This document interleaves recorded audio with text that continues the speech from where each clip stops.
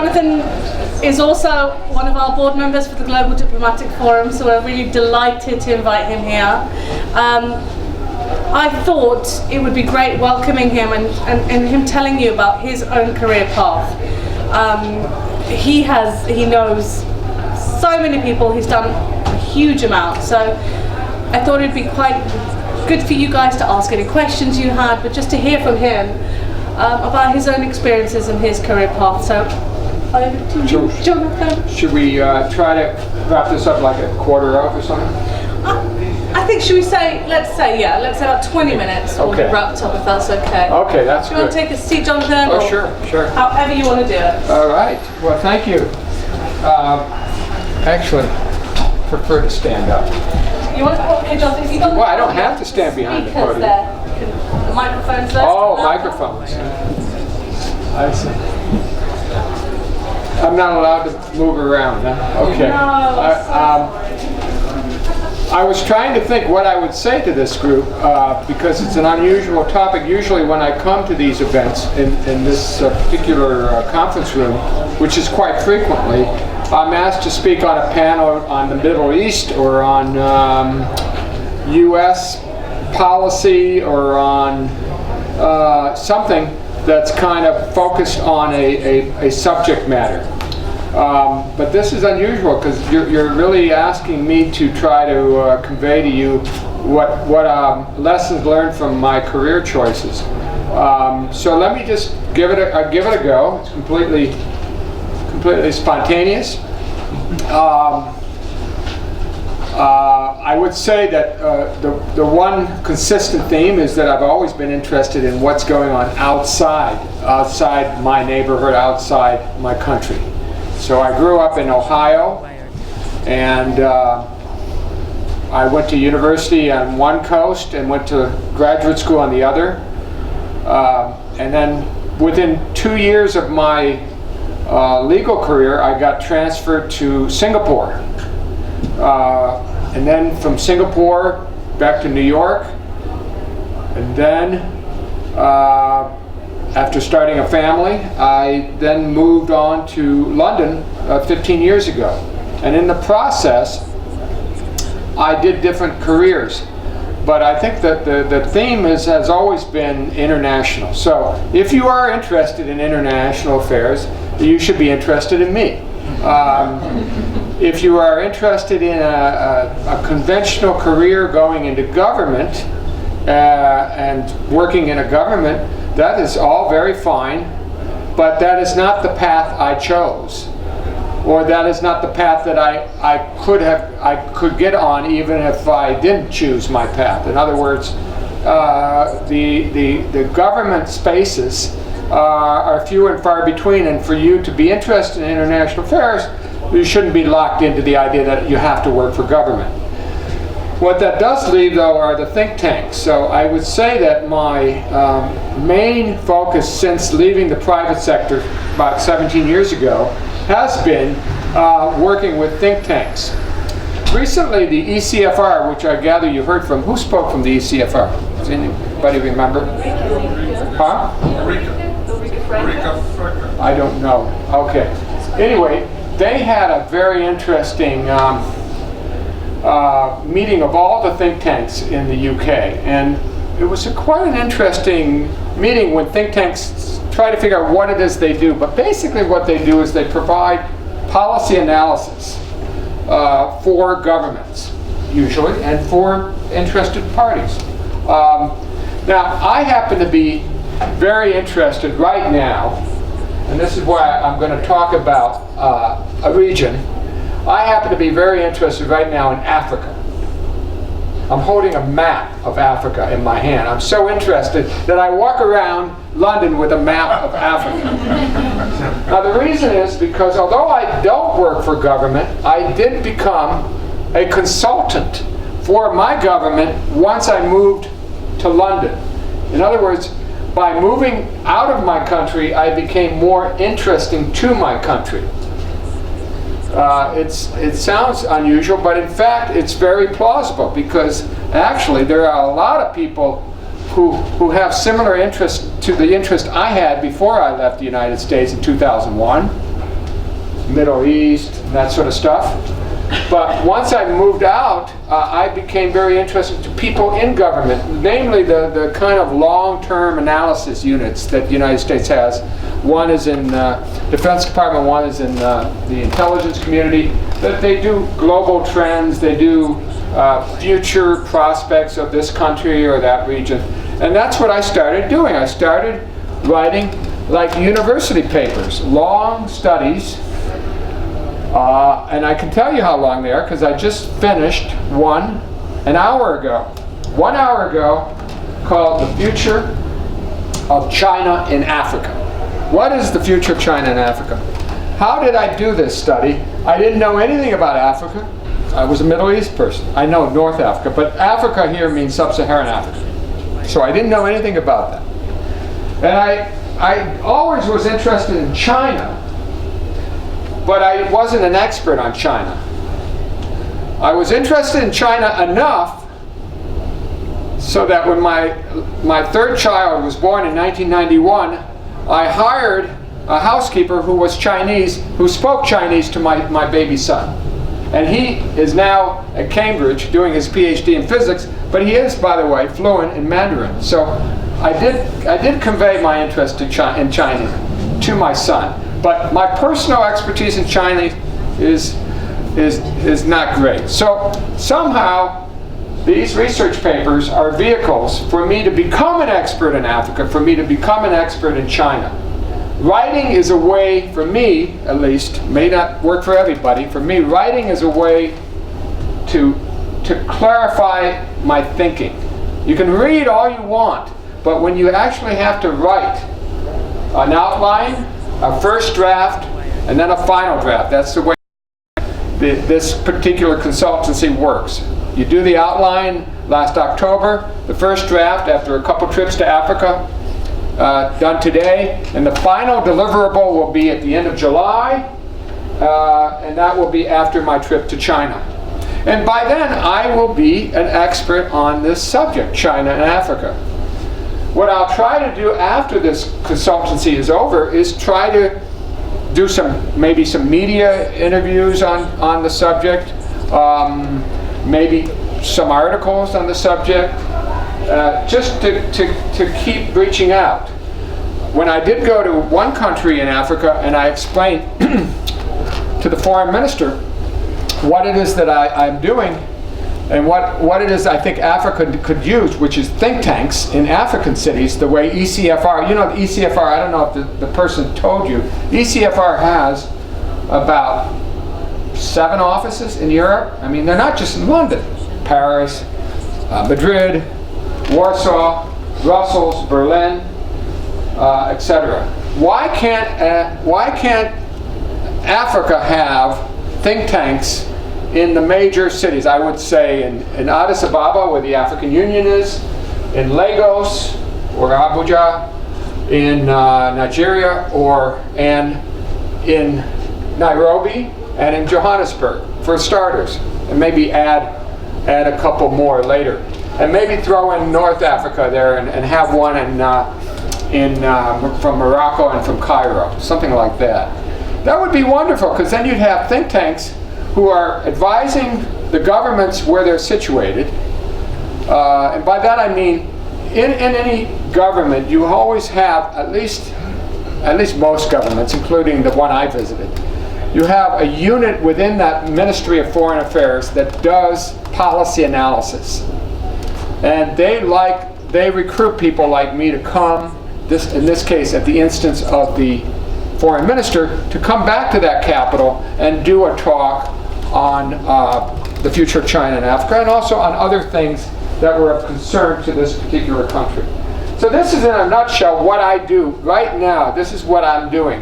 This is what I've been doing for the last 10 years. How did I get to this job? It ain't advertised.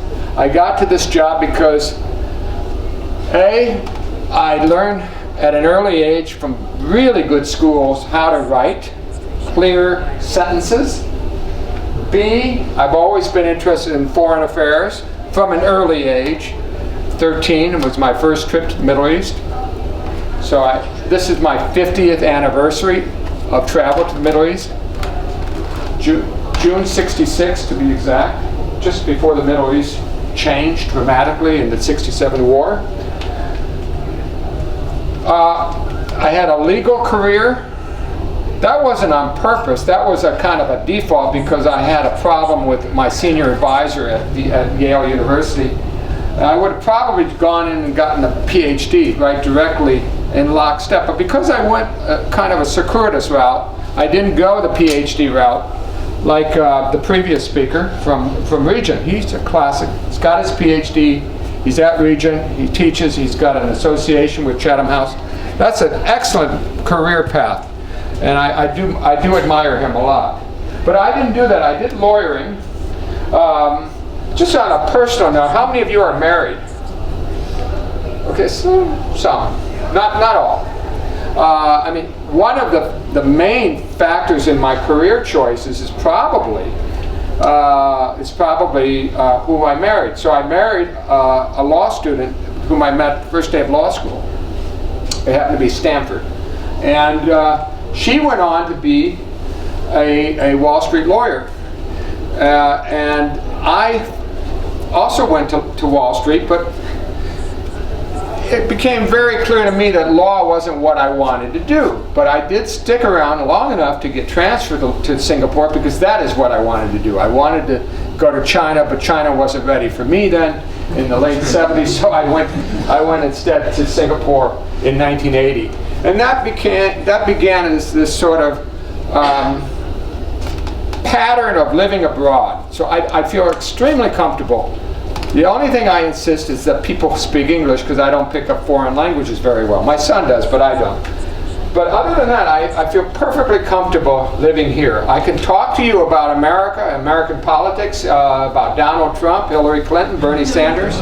Or I can even say that in this very room was the very Jeremy Corbyn. He was at one of the diplomatic forum meetings. He wasn't quite so famous then, but it wasn't much more than a year ago that he was asking me questions about the Middle East. So anyway, I think if you like to travel, if you like foreign affairs, if you like politics, and if you like to do different things, that's the other thing that I think Shai tried to say. Not that I know a lot of people, is that in the process of being curious about so many things, I have to meet people. I would not have done this 15,000 word essay, it's only a first draft, but it's 15,000 words, without having gone to good people to talk to. How do I find these people? Usually, in the case of Africa, there's a Financial Times correspondent in the city you're visiting, or there's an economist writer in the city. So that's, if you have any relationship with journalists, you always go with journalists because they know people. And in the Financial Times case, the woman journalist actually put me in touch with some very, very senior people in that country. So networking is something that comes natural to some people. If it doesn't come natural to you, then I don't think you could do what I'm doing. But if you'd like to network, and you can do it subconsciously, you can remember names, that's great. But you don't have to know languages, okay? Everybody speaks English now. I admit that going to Lagos instead of going to Abidjan probably was related to the language issue. I can sort of do Francophone Africa in Paris, but I'm not sure if there are enough people in Kinshasa and Abidjan. But anyway, the language issue is not a barrier, I think, to having a career in international relations. Besides, you guys all know more than one language because you're from Europe. So, but Americans are notoriously poor at it. Financially, let's talk about money for a second. I alluded to my wife. Now, if you happen to have a spouse who's a Wall Street lawyer, 30 years ago, that's not a bad way to stay interested in foreign affairs, because foreign affairs does not pay the way asset management and banking does, okay? I happen to think asset management and banking are, which I did, by the way, unsuccessfully, but I did, I happen to think that's a poor way to spend my time, but it is a lucrative, or at least a job with a timely salary. If you can deal with the mass firings that go on every 5-6 years. Whereas consulting, which is what I do, is not a financial career path unless you have the means to survive. And by that I mean you or your spouse is working with a job that pays regular salaries. So the problem with what we do, what Eunice and I are interested in, and Eunice may have figured it out, but I haven't, is it's very hard to get compensated for offering your views on political risk. If you can publish books, which I haven't really done, I published monographs, but if you can publish books and then go on book tours, and if you can get a government job and then become an ex-government official, you get to go on speaking tours, and you get paid. I go on speaking tours like today and I don't get paid. But the point is, I like to speak because speaking is a way of helping me in my writing, and I like to write. So I think that's everything. I covered finances, networking, travel, foreign affairs, and is there anything else, Eunice? I was actually. You weren't paying attention. I think that's enough. Can we? Yeah, Go into Q&A, okay. Who wants to start off? And do ask your question loudly or I'll make you repeat it. Well, thank you very much for your presentation, sir. My name is Adon. I think it was very interesting because differently from the other ones, it goes to the core of, I think, pretty much everyone's desire to do something on their own with consultancy.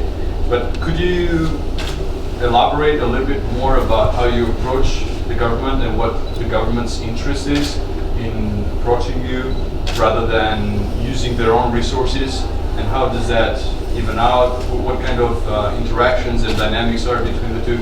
How did I get the consultancy in the government? Well, the first one I got because I went to an old college professor who was then became a very high government official. And I could not get a job with him or the Middle East area that he was overseeing. But I did get introduced by his deputy to this man whose nickname is Yoda, by the way. He just retired. He's 94 years old now.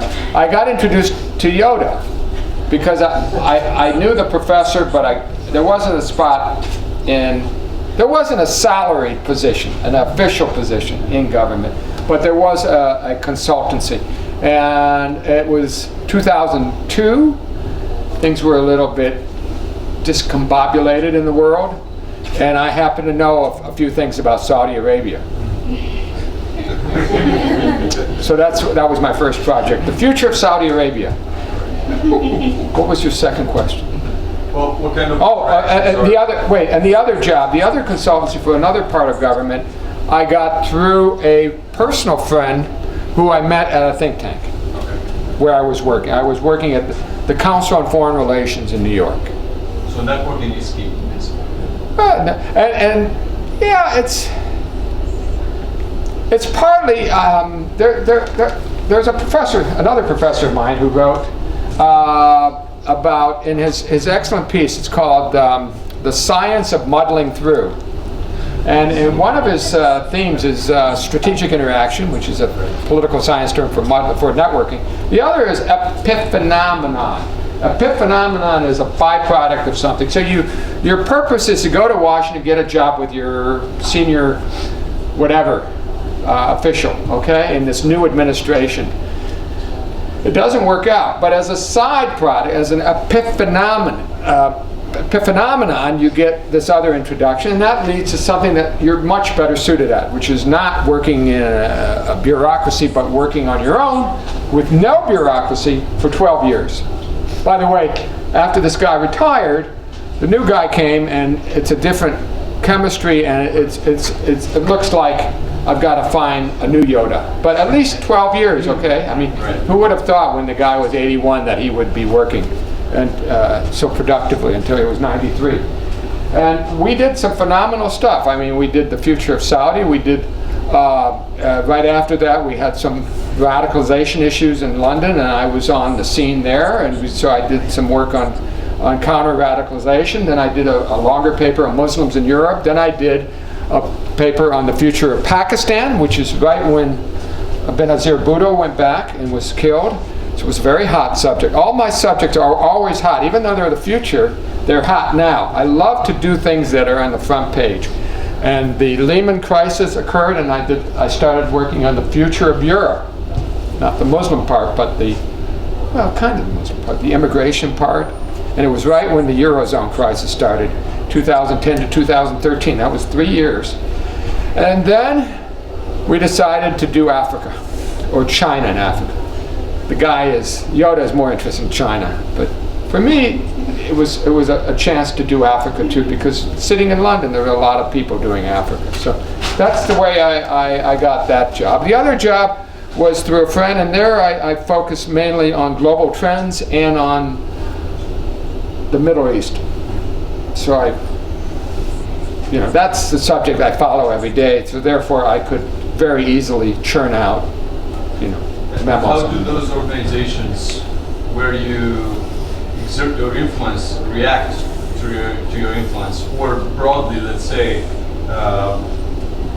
think tanks like the RAND Corporation or others like that, how does the government and the think tanks act in terms of personnel exchanges and whatnot to have a cohesive or as cohesive as possible policy? So are you asking sort of what impact have my papers had? Or? Right, so how are they received from basically your potential competitors, let's say, within the organization as it is? Well, in the case of Yoda, he was, truly an independent source, and he didn't need to please anybody, and he didn't really share my studies with too many people. But the people he did share them were usually ex-secretaries of something, really also the same age. And some of them are unfortunately not with us. So did the papers have impact? Probably not. Although the Pakistan paper I did send to Stan McChrystal right when he came to Pakistan in 2009, and he did appreciate it. I tried to give it to Richard Holbrooke on a shuttle plane, and he accused me of stalking him. So, it doesn't always work, okay? Not everybody likes me. Richard Holbrooke did not. But I survived. Yes, sir. What could you advise to young people who actually suffer from minimal job experience or life experience as they practically they're out of university, they graduated and are clueless? How on earth are they supposed to survive? I don't know. See, that's where the generations are different.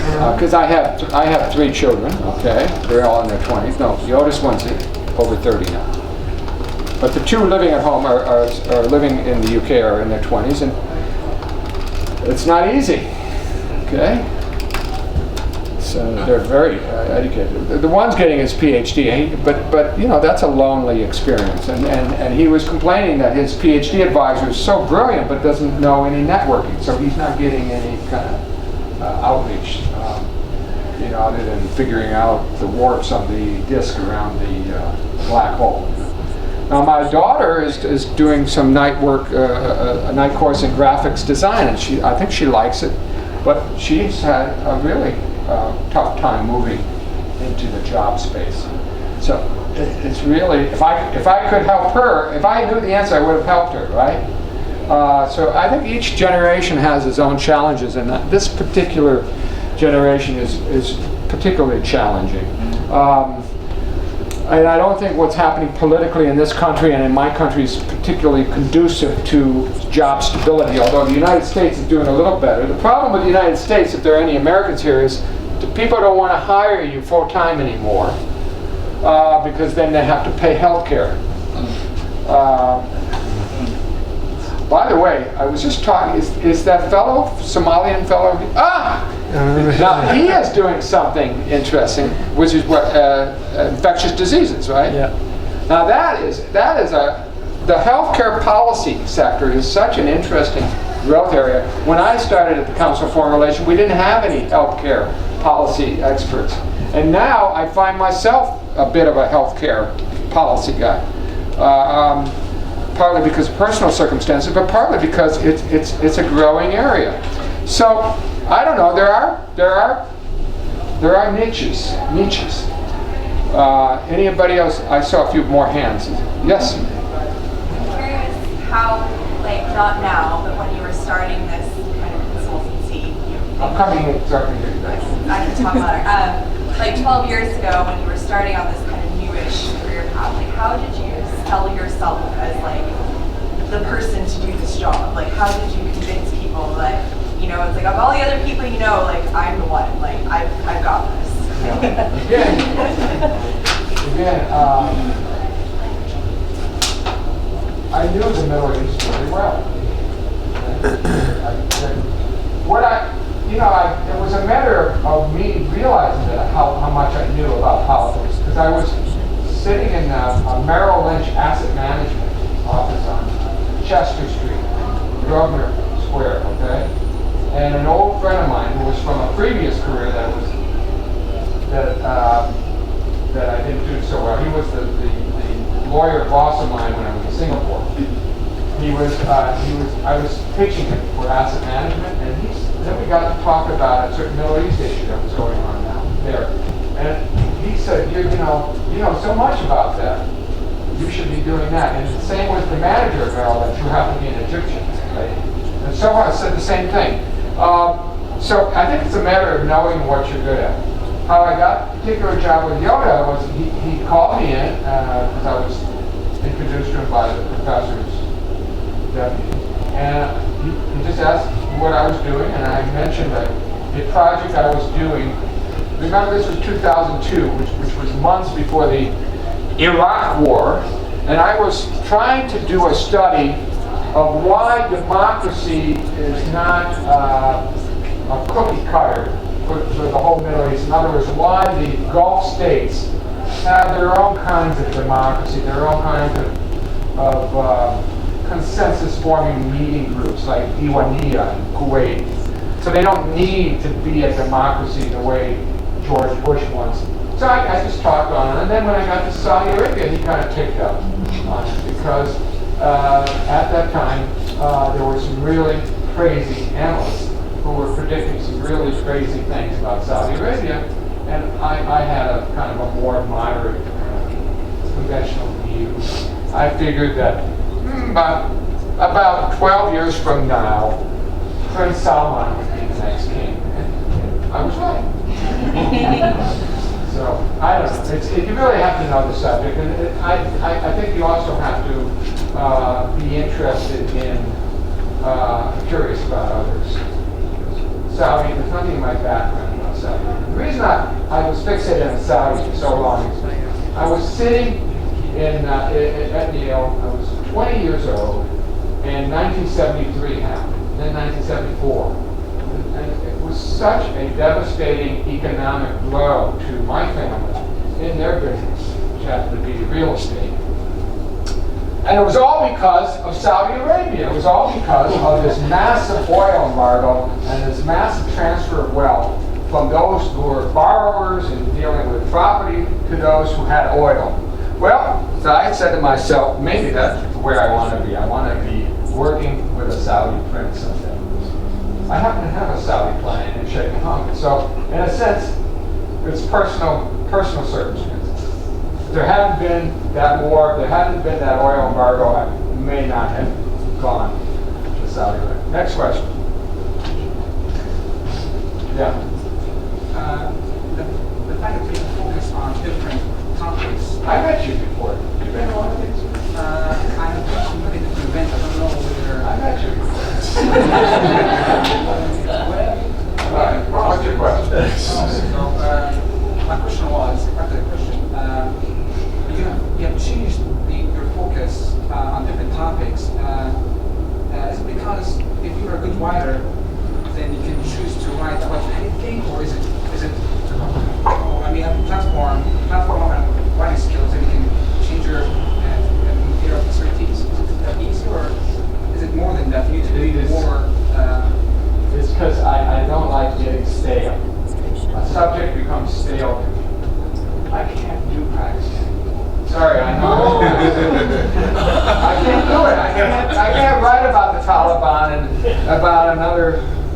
Afghanistan.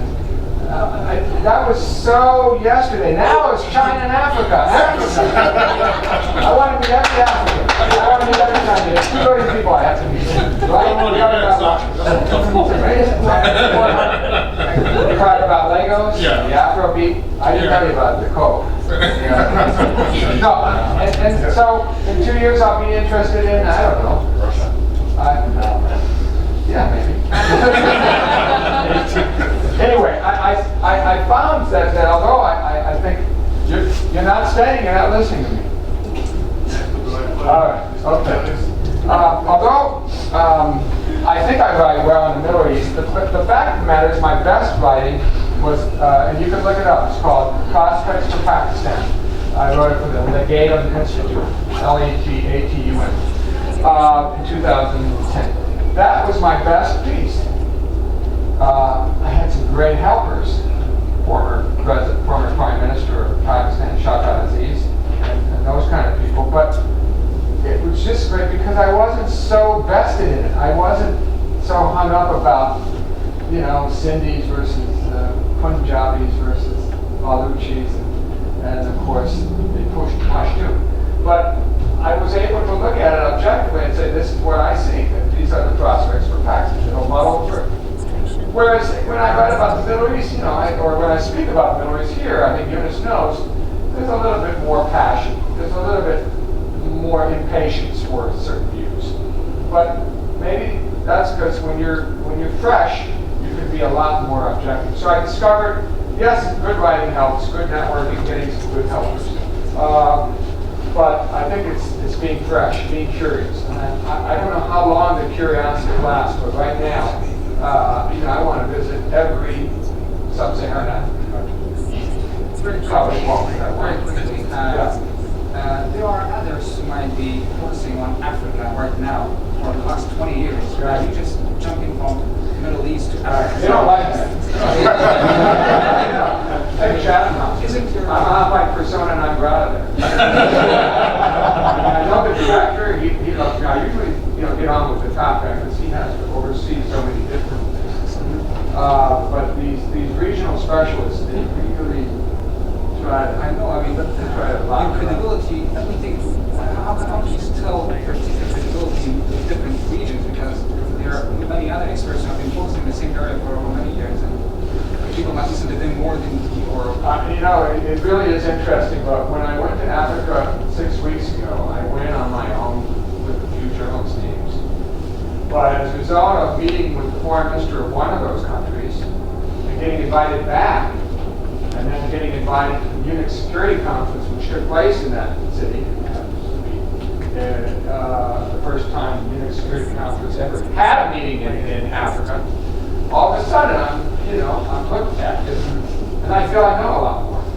So it's a matter of perception, but it is really hard to become an expert in a new topic in terms of being able to speak.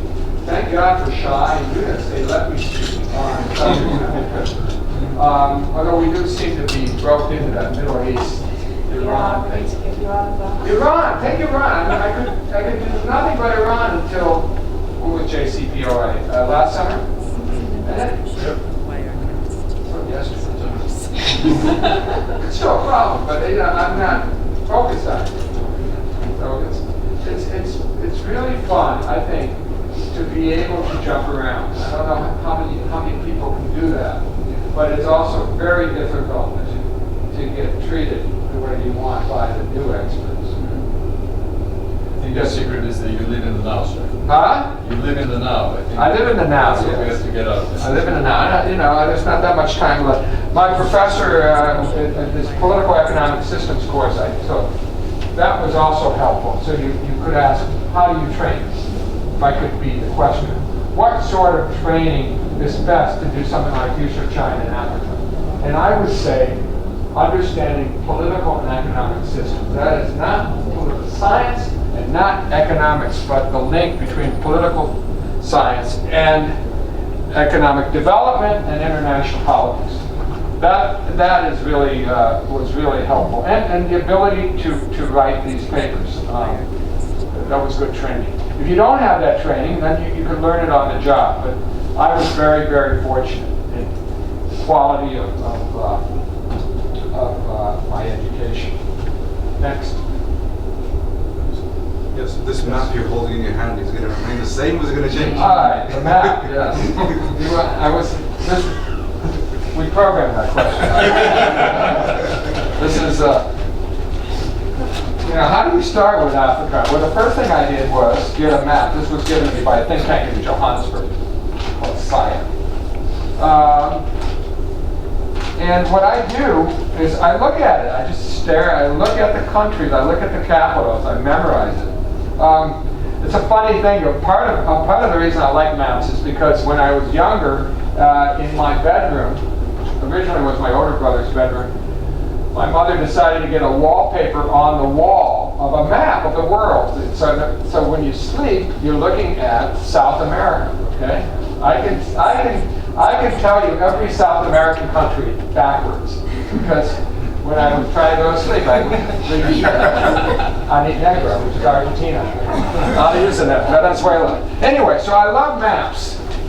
Bizarre is Brazil. Maybe Brazil will be my next country. That seems to be getting hot. Pretty good map, right? But it's not just Africa I'm doing, it's China and Africa. And that has an economic dimension, it has a political dimension, and it has a security dimension. Don't forget the security dimension, because there's been one constant since I moved to London 15 years ago, and that is security. And that seems to be the one area where where governments seem to be growing. So if you have any inclination in security, you should try to stay with it. Anyway, this is my favorite map. I'm particularly interested in this area, which is Africa, but it's also the Red Sea. Anyway, can I put the map away? More questions? We got about 5 minutes, right, Eunice? Yeah. No, somebody else. Please. Did you ask one already? Yeah, you asked. Another woman? Anybody else raising their hand? No. There's some new person. Yes. Do you draw comparison grading with the way that you kind of approach your consultancy? Sorry again, sir. Do you draw a comparison with the way that you approach consultancy to almost like business risk analysis, in that you kind of very top line kind of going in for the recent events, looking for trends, looking for averages and statistics and things like that? Would there be a comparison there?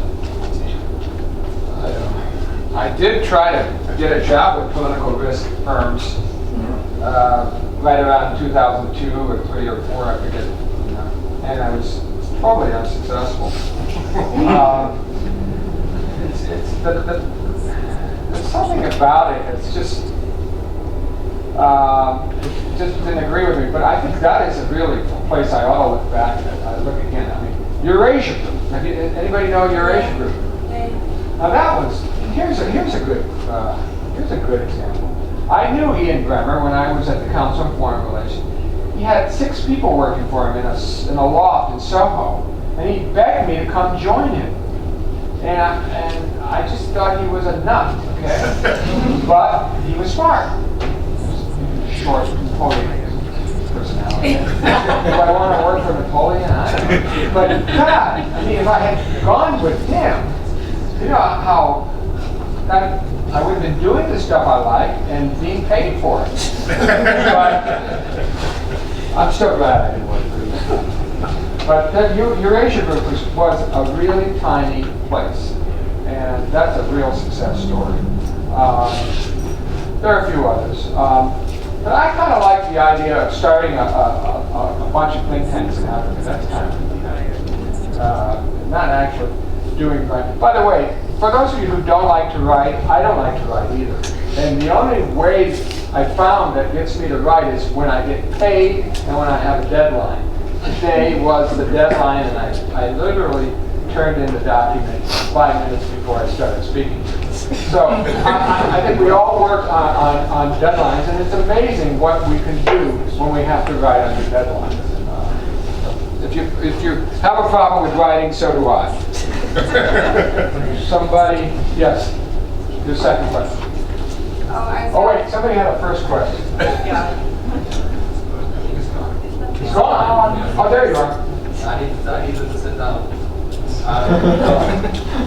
just wanted to ask, how much I do a lot of research on outer space and security policy of outer space. That's a big hot topic that will be in the media in the next 5 to 10 years. From your research, apart from the big obvious countries like the Security Council, what other examples have you seen or have you do research yourself? And what interest is there from your point of view?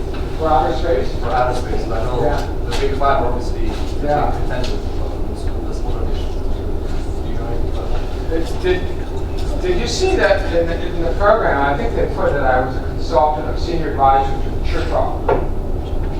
The Chertoff Group is the premier security group that does cyber intelligence. I mean, so not answering your question directly, but there's an area where cyber, 5 years ago, 6 years ago, when I first met Mike Chertoff, I thought, gosh, cyber is really going to take off. And it did. But I didn't take off with it. It's not my thing. So you have to have you have to be sympathetic with the subject matter to really take off with it. But absolutely, I think outer space, I think the question of Chinese-U.S. space cooperation would be really interesting. China and U.S. on space, that's what I propose. Some more women? Yeah. She's writing up. There's one behind you, John. One behind you. Oh, yeah. Hi. Sorry, I There you are. came in after you started, so I didn't know if someone's asked a similar question to this or you've already covered it. And I came when you were talking specifically about your interest in statistics and mathematics. Is that Mathematics. Oh, My son. statistics. Were you talking about statistics? My son does. Yoda did it. I thought you said that I you hate had, statistics. You don't. No. I thought you said you were like. You No, had I'm struggling with Excel. My wife got me a birthday present how to do Excel. I can't, I don't know how she does it, but I can't. I'm not a numbers guy. But I was good in math in high school. Yeah, no, sorry. That was not a happy story though. I went to a university that did not require you to take any courses in science or maths. Can you believe that? Or languages. It's called Yale University. What kind of education? I mean, what do you do? Politics? Economics? Yeah, that's what I do. What's your next question? Last question. Okay. How do you think what should be looking like American policy towards Europe? Trump, Clinton. I heard. Didn't he ask who's going to win the next election? Hillary Clinton. Oh, yes. Yeah. Now here's another example. Here I am, 1992. I'm a supporter of Hillary, not Bill, Hillary. I loved her. My wife used to go to her dinners that was fundraisers for her. She was just the wife of a guy running for president. Now she's actually, and then I supported her in 2000 when somebody else jumped the queue. But here we are a year ago, and I'm saying, I'm disgusted with this Democratic Party. I can't deal with it. And but look what happens. I mean, gosh, she's going to be the next president. But She's by gonna be the next contrast, lots of media in America and the UK favorize Donald Trump.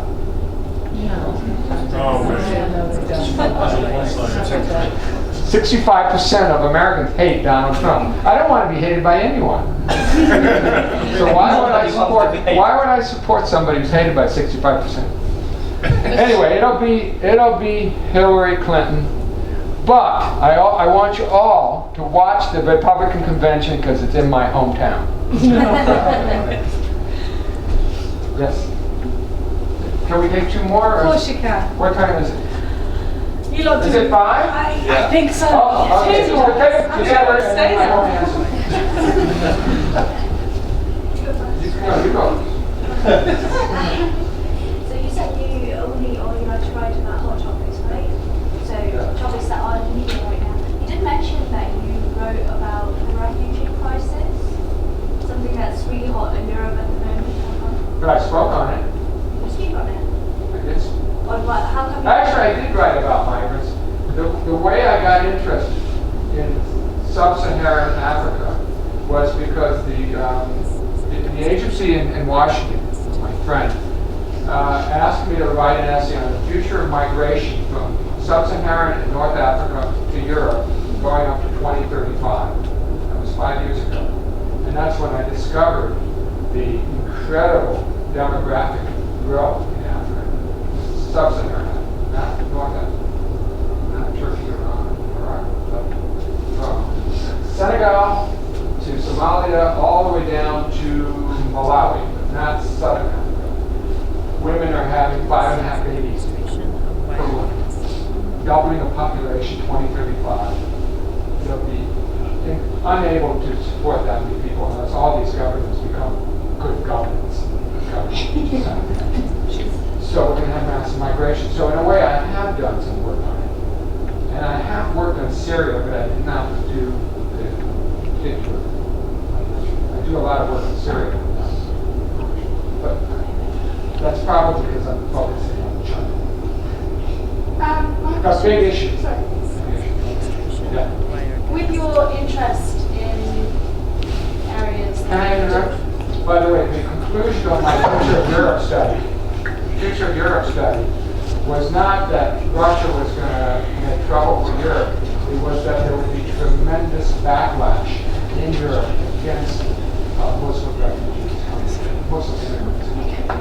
So that was sort of, yes, go ahead. with your interest in these Last regions that aren't Europe, that didn't come from, do you get much criticism